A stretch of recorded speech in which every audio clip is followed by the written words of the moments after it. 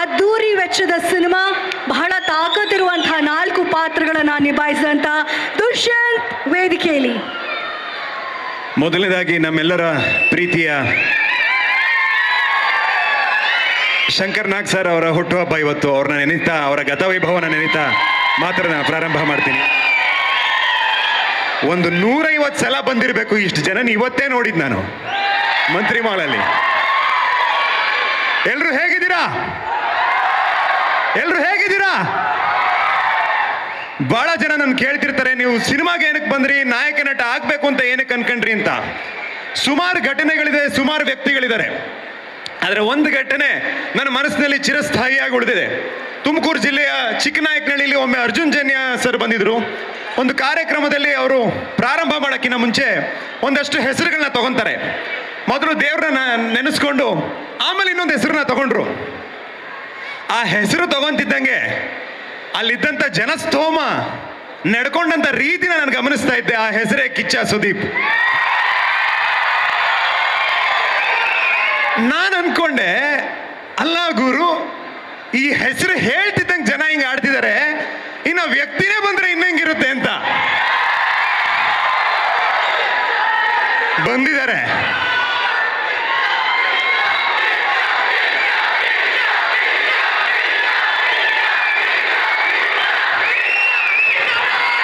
ಆ ವ್ಯಕ್ತಿನೇ ಬಂದ್ರೆ ಹೇಗಿರುತ್ತೆ ಅಂತ ಅನ್ಕೊಂತಾ ಇದೆ. ಅದು ನನ್ನ ಸಿನಿಮಾ ಟ್ರೈಲರ್ ರಿಲೀಸ್ಗೆ ಬಂದಿದ್ದಾರೆ ಅಂದ್ರೆ ನನಗೆ ತುಂಬಾ ಖುಷಿ ಆಗ್ತಾ ಇದೆ.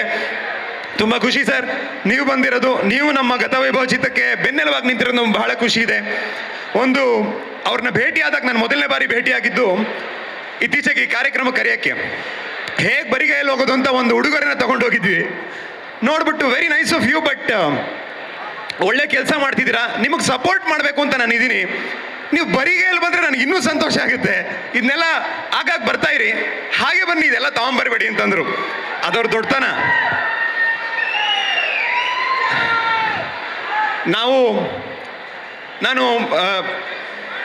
ನಾನು ಲಂಡನ್ನಲ್ಲಿ, ಬ್ರಿಟನ್ನಲ್ಲಿ LLB ಮಾಡಬೇಕಾದ್ರೆ 3 ವರ್ಷಗಳ ಕಾಲ ಬೇರೆ ಬೇರೆ ಚಿತ್ರಗಳ ತುಣುಕುಗಳನ್ನ ಒಂದಷ್ಟು ತೆರೆ ಮೇಲೆ, ಒಂದಷ್ಟು ಮಿರರ್ ಮುಂದೆ ಪ್ರಾಕ್ಟೀಸ್ ಮಾಡ್ತಾ ಇದ್ದೆ. ಅದಾದಮೇಲೆ ನಾನು 2017ಕ್ಕೆ ಭಾರತಕ್ಕೆ ಬಂದಾಗ ಬೀದಿ ನಾಟಕ, drama, short movie, martial arts, gymnastics, dance, 20 kg ದೇಹದ ತೂಕ ಇಳಿಸೋದು, ಅಭಿನಯ ಶಾಲೆಗಳಲ್ಲಿ ತರಬೇತಿ ತಗೊಳ್ಳೋವಂಥದ್ದು, ಮತ್ತು ಆ್ಯಕ್ಟಿಂಗ್ ವರ್ಕ್ಶಾಪ್ಸ್ ಮಾಡೋವಂಥದ್ದು, ಈ ಥರ ತಯಾರಿಗಳು ಮಾಡ್ಕೊತಾ ಇದ್ದೆ.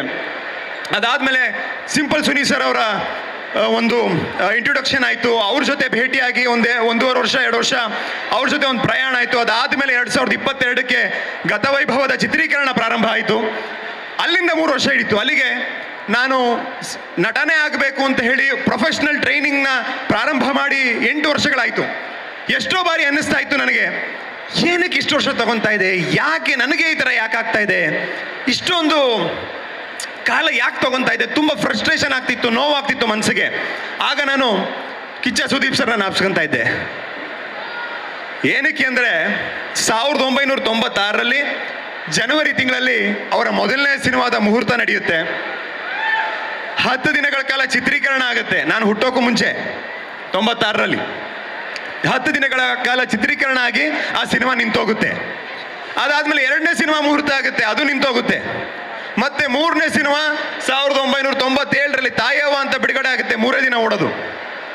ಅದಾದಮೇಲೆ 4ನೇ ಸಿನಿಮಾ ಸ್ಪರ್ಶ ಬಿಡುಗಡೆ ಆಗುತ್ತೆ, ಒಳ್ಳೆ ಪ್ರತಿಕ್ರಿಯೆ ವ್ಯಕ್ತ ಆಗುತ್ತೆ. ಆದರೆ ಕರ್ನಾಟಕ ಬಂದು ಬೇರೆ ಬೇರೆ ಒಂದು ದುರ್ಘಟನೆಗಳಿಂದ ಅವರ 5ನೇ ಸಿನಿಮಾ ಬಂತು, ಹುಚ್ಚ ಸಿನಿಮಾದಲ್ಲಿ ಕಿಚ್ಚ ಪಾತ್ರ ಮಾಡಿದ್ದು. ನಾನು ಅನ್ಕೊಂತಾ ಇದ್ದೆ, ಇಂಥ ಒಬ್ಬ ಅದ್ಭುತವಾದ ಕಲಾವಿದರಿಗೂ ಕೂಡ 5-6 ವರ್ಷ ಹಿಡಿತಾ, 5-6 ವರ್ಷ ಹಿಡಿತಾ ಜನರ ಮನಸ್ಸಿನಲ್ಲಿ ಒಂದು ಜಾಗ ಮಾಡೋದಕ್ಕೆ, ಒಂದು ಒಳ್ಳೆ ಪಾತ್ರ ಸಿಗೋದಕ್ಕೆ ಇಷ್ಟು ಕಷ್ಟ ಬೀಳಬೇಕಾಯಿತು. ಅವರೇ ಇಷ್ಟು ಕಷ್ಟ ಬೀಳಬೇಕಾಯಿತು ಅಂತಂದರೆ ನಾವು 7-8 ವರ್ಷ ಶ್ರಮ ಪಡೋದೇನು ದೊಡ್ಡ ವಿಚಾರ ಅಲ್ಲ ಬಿಡು ಅಂತ. ನಮ್ಮ ತಂದೆಯವರು ಯಾವಾಗಲೂ ಹೇಳ್ತಿರ್ತಾರೆ, ಒಂದು ಶಿಲೆ ಆಗಬೇಕು ಅಂದರೆ ಕಲ್ಲಿಗೆ ಪೆಟ್ಟು ಬೀಳಬೇಕು ಅಂತ. ಬಿದ್ದಿದೆ. 8 ವರ್ಷಗಳ ನಂತರ ಇವತ್ತು ಗತವೈಭವ ಆಗಿದೆ. ನಿಮ್ಮ ಮುಂದೆ ನವೆಂಬರ್ 14ಕ್ಕೆ ಬರ್ತಾ ಇದ್ದೀವಿ. ಆಶಿಕಾ ರಂಗನಾಥ್ ಅವರು 20 ಚಿತ್ರಗಳಲ್ಲಿ ನಟಿಸಿರುವಂಥ ಸುದೀಪ್ ಸರ್ ಜೊತೆ ನಟನೆ ಮಾಡಿದ್ದಾರೆ, ಚಿರಂಜೀವಿ ಸರ್ ಜೊತೆ ನಟನೆ ಮಾಡಿದ್ದಾರೆ, ಗಣೇಶ್ ಸರ್ ಜೊತೆ, ಹೀಗೆ ನಾಗಾರ್ಜುನ್ ಸರ್ ಜೊತೆ, ಹೀಗೆ ಹಲವಾರು ದೊಡ್ಡ ದೊಡ್ಡ ಕಲಾವಿದರ ಜೊತೆ, ದೊಡ್ಡ ದೊಡ್ಡ ನಿರ್ದೇಶಕರ ಜೊತೆ ಕೆಲಸ ಮಾಡಿರುವಂಥ ನಟಿ. ನನ್ನ ಮೊದಲನೇ ಚಿತ್ರದಲ್ಲಿ ಅವ್ರ ಜೊತೆ ನಟನೆ ಮಾಡುವಂಥ ಅವಕಾಶ ಸಿಕ್ಕಿದ್ದು ನನ್ನ ಅದೃಷ್ಟ ಅಂತ ನಾನು ಅಂದ್ಕೊಂಡಿದ್ದೀನಿ. ಅವರು ಒಂದು ಕುಟುಂಬದ ಸದಸ್ಯರಾಗಿ ಹೋಗ್ಬಿಟ್ಟಿದ್ದಾರೆ ನಮಗೆ. ಅದೇ ರೀತಿ ನನ್ನ ಜೊತೆ ನಿಂತಂಥ ನಮ್ಮ ದೀಪಕ್ ತಿಮ್ಮಪ್ಪ ಅವರು, ನಮ್ಮ ನಿರ್ಮಾಪಕರು, ನನ್ನ ಸ್ನೇಹಿತರು, ಅವರು ನನಗೆ ಬೆನ್ನೆಲುಬಾಗಿ ನಿಂತ್ಕೊಂಡ್ರು. ನಮ್ಮ ನಿರ್ದೇಶಕ ಗುರುಗಳಾದಂಥ ಸಿಂಪಲ್ ಸುನಿ ಅವರು ಸಿಂಪಲ್ ಆಗಿ ಒಂದು ಲವ್ ಸ್ಟೋರಿ, ಆಪರೇಷನ್ ಅಲ್ಮೇಲಮ್ಮ, ಬಜಾರು, ಬಹುಪರಾಕ್, ಅವತಾರ ಪುರುಷ, ಸಖತ್, ಚಮಕ್, ಹೀಗೆ 10 ಯಶಸ್ವಿ ಕನ್ನಡ ಚಿತ್ರಗಳನ್ನ ಕೊಟ್ಟಿರ್ತಕ್ಕಂಥ ನಿರ್ದೇಶಕರು. ಅವರ ಕನಸಿನ ಕೂಸು ಗತವೈಭವ ಇದೇ ಚಿಲ್ಡ್ರನ್ಸ್ ಡೇಗೆ ನಿಮ್ಮ ಮುಂದೆ ಬರ್ತಾ ಇದೆ. ವಿಕ್ರಾಂತ್ ರೋಣ ಸಂದರ್ಭದಲ್ಲಿ ಕಿಚ್ಚ ಸುದೀಪ್ ಸರ್ ಒಂದು ಮಾತು ಹೇಳಿದರು, ಈ ಸಿನಿಮಾಗೆ ನಾನು ಹೇಗೆ ಹೀರೋನೋ ಅದೇ ರೀತಿ ನಮ್ಮ ಛಾಯಾಗ್ರಾಹಕರಾದಂಥ ವಿಲಿಯಂ ಡೇವಿಡ್ ಕೂಡ ಹೀರೋ ಅಂತ ಹೇಳಿದರು. ನಮ್ಮ ಸಿನಿಮಾಗೂ ಅವರೇ ಹೀರೋ. ಗತವೈಭವದಲ್ಲೂ ಕೂಡ ಅದ್ಭುತವಾದ ಕೆಲಸನ ಮಾಡಿದ್ದಾರೆ. ಅದೇ ರೀತಿ ನಮ್ಮ music director Judah Sandhy sir, ನಮ್ಮ VFXನ ನಿರ್ಮಲ್ ಕುಮಾರ್ ಅವರು, ನಮ್ಮ ಕಾಸ್ಟ್ಯೂಮ್ ವರ್ಷಿಣಿ ಅವರು, ನಮ್ಮ ಪ್ರೊಡಕ್ಷನ್ ದೇವಣ್ಣ ಇರ್ಬೋದು, ಹೀಗೆ ನಮ್ಮ ಆಶಿಕ್ ಕುಸ್ಗೊಳ್ಳಿ ಎಡಿಟರ್ ಇರ್ಬೋದು, ನಾನು ಎಂಟೈರ್ ನಮ್ಮ ಟೆಕ್ನಿಕಲ್ ಟೀಮ್, ತಂತ್ರಜ್ಞರ ತಂಡಕ್ಕೆ ನಾನು ಈ ಸಂದರ್ಭದಲ್ಲಿ ಧನ್ಯವಾದಗಳನ್ನ ಹೇಳ್ತೀನಿ. ಯಾಕಂದರೆ ಈ ಕಾರ್ಯಕ್ರಮದ ಮುಖಾಂತರ ಅವರೆಲ್ಲರೂ ಶ್ರಮಕ್ಕೆ ನಾವು ಧನ್ಯವಾದ ಹೇಳುವಂಥ ಒಂದು ಅವಕಾಶ ಸಿಕ್ಕಿದೆ. ಒಂದು ನನಗೆ ನೆನಪಿರುವಂಥದ್ದು, ಪ್ಯಾನ್ ಇಂಡಿಯಾ ಅನ್ನೋ ಪದ ನಿಮ್ಮ ಕಿವಿಗಳಿಗೆ ಯಾವಾಗ ಬಿದ್ದಿದ್ದು? ಯಾವ ವರ್ಷದಲ್ಲಿ ಪ್ಯಾನ್ ಇಂಡಿಯಾ ಅನ್ನೋ ಪದ ಯಾವ ವರ್ಷದಲ್ಲಿ ಬಿದ್ದಿದ್ದು ನಿಮ್ಮ ಕಿವಿಗೆ? ನಿಮ್ಮ ಕಿವಿಗಳಿಗೆ ಪ್ಯಾನ್ ಇಂಡಿಯಾ ಅನ್ನೋ ಪದ ಬೀಳಕ್ಕಿಂತ ಮುಂಚೆ ಪ್ಯಾನ್ ಇಂಡಿಯಾ ಸ್ಟಾರ್ ಅವರು. ಆ ಪದನೇ ಗೊತ್ತಿರಲಿಲ್ಲ ನಮ್ಮ ಜನಕ್ಕೆ, ಆವಾಗಲೇ ಪ್ಯಾನ್ ಇಂಡಿಯಾ ಸ್ಟಾರ್ ಅವರು. ಅವರು ಬಹಳ ಒಬ್ಬ ಒಳ್ಳೆ ತಂತ್ರಜ್ಞರು ಕೂಡ, ಟೆಕ್ನಿಕಲಿ ತುಂಬ ಸೌಂಡ್ ವ್ಯಕ್ತಿ. ಅವರು ಸಿನಿಮಾದ ಗ್ಲಿಮ್ಸಸ್ಗಳು, ರಶಸ್ಗಳನ್ನ ನೋಡಿ ತುಂಬ ಚೆನ್ನಾಗಿ ಬಂದಿದೆ, you are looking good man, you done a good job, you done a good job, looking good man ಅಂತ ಹೇಳಿ ತುಂಬ ಪ್ರಶಂಸೆ ವ್ಯಕ್ತಪಡಿಸಿದ್ರು. ಸಿನಿಮಾ ಸ್ಕೇಲ್ ಬಗ್ಗೆ, ಬಜೆಟ್ ಬಗ್ಗೆ ಒಳ್ಳೊಳ್ಳೆ ಮಾತುಗಳನ್ನ ಆಡಿದ್ರು. ಈಗಲೂ ಕೂಡ ಮಾತಾಡ್ತಾರೆ ನನ್ನ ನಂತರ. ಸೊ ಅವರಂತ ಒಬ್ಬ ಟೆಕ್ನಿಕಲಿ ವಿಚಾರವಂತರು ಬಂದು ನಮ್ಮ ಸಿನಿಮಾಗೆ ಬೆನ್ನೆಲುಬಾಗಿ ನಿಂತ್ಕೊಂಡಿರುವಂಥದ್ದು, ಒಳ್ಳೊಳ್ಳೆ ಮಾತುಗಳನ್ನ ಆಡಿರುವಂಥದ್ದು, ನಮಗೆ ಪ್ರೋತ್ಸಾಹ ಕೊಟ್ಟಿರುವಂಥದ್ದು ಬಹಳ ದೊಡ್ಡ ವಿಚಾರ. ನವೆಂಬರ್ 14ಕ್ಕೆ ಗತವೈಭವ ನಿಮ್ಮ ಮುಂದೆ ಬರುತ್ತೆ. 4 ಸಿನಿಮಾನ ಒಂದೇ ಟಿಕೆಟ್ ದುಡ್ಡಿಗೆ ನೋಡ್ತೀರಾ. 4 ಸಿನಿಮಾನ ಒಂದು ಟಿಕೆಟ್ ದುಡ್ಡಲ್ಲಿ ನೋಡ್ದಂಗೆ. ಪುನರ್ಜನ್ಮದ ಕಥೆ ಇದು.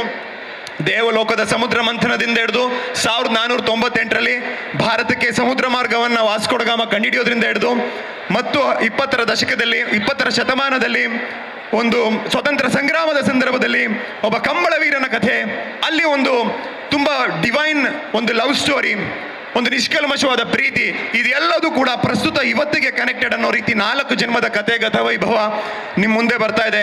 ಸುದೀಪ್ ಸರ್ ಕೂಡ ಮೆಚ್ಚಿ ನಮ್ಮ ತಂಡಕ್ಕೆ ಆಶೀರ್ವಾದ ಮಾಡೋದಕ್ಕೆ, ಬೆಂಬಲ ಕೊಡೋದಕ್ಕೆ ಇಲ್ಲಿ ಬಂದಿದ್ದಾರೆ. ಇಷ್ಟು ದೊಡ್ಡ ಸಂಖ್ಯೆಯಲ್ಲಿ ಬರ್ತೀರಾ ಅಂತ ನಾನು ಅನ್ಕೊಂಡಿರಲಿಲ್ಲ. ಎಲ್ಲರೂ ಬಂದಿದ್ದೀರಾ. ನಮಗೂ ಕೂಡ ಸುದೀಪ್ ಸರ್ ಇಂದ ಮಂತ್ರಿ ಮಾಲ್ನು ಈ ಥರ ನೋಡುವಂಥ ಒಂದು ಅವಕಾಶ ಸಿಕ್ಕಿದೆ. ಹಾಗಾಗಿ ನಿಮ್ಮೆಲ್ಲರಿಗೂ ಧನ್ಯವಾದ ಹೇಳ್ತಾ ನನ್ನ ಮಾತನ್ನು ಮುಗಿಸ್ತೀನಿ. ಜೈ ಹಿಂದ್, ಜೈ ಕರ್ನಾಟಕ ಮಾತು. ಕ್ಷಣ ಕ್ಷಣದ ಸುದ್ದಿಗಳಿಗಾಗಿ ಫ್ರೀಡಂ ಟಿವಿ ಸಬ್ಸ್ಕ್ರೈಬ್ ಮಾಡಿ, ಲೈಕ್ ಮಾಡಿ ಹಾಗೂ ಫಾಲೋ ಮಾಡಿ. ಹೊಸ ಸುದ್ದಿಗಳ ನೋಟಿಫಿಕೇಶನ್ಗಾಗಿ ಬೆಲ್ ಐಕಾನ್ ಮೇಲೆ ಕ್ಲಿಕ್ ಮಾಡಿ.